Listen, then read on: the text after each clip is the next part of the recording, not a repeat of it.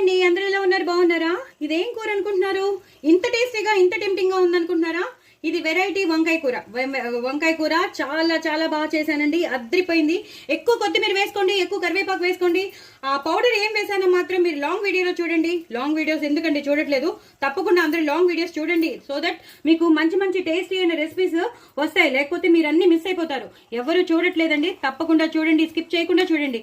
ఈ వంకాయ కూర మాత్రం అసలు మిస్ అవ్వద్దు, ఎందుకంటే నిజంగానే డిఫరెంట్ గా చేశాను. నిజంగా అంటే డిఫరెంట్. బికాస్ ఎప్పుడు మనం చేసుకునే వంకాయ కూరలు కాదు, అవన్నీ ఇంగ్రీడియంట్స్ ఉండొచ్చు, ఒక ఇంగ్రీడియంట్ మాత్రం చాలా స్పెషల్ ఫీచర్ ఉంటుందన్నమాట.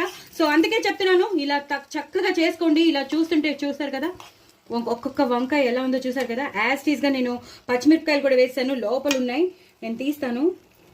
ఇలా యాజ్ టీజ్ గా వేసాను అనమాట.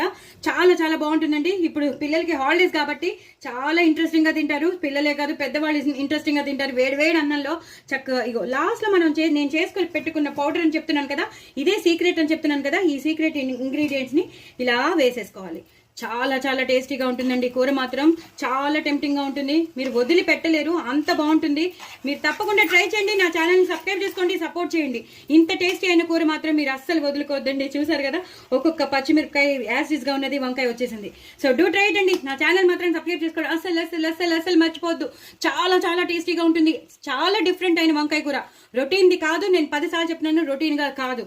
చాలా చాలా బాగుంటుంది. బాయ్ అండి.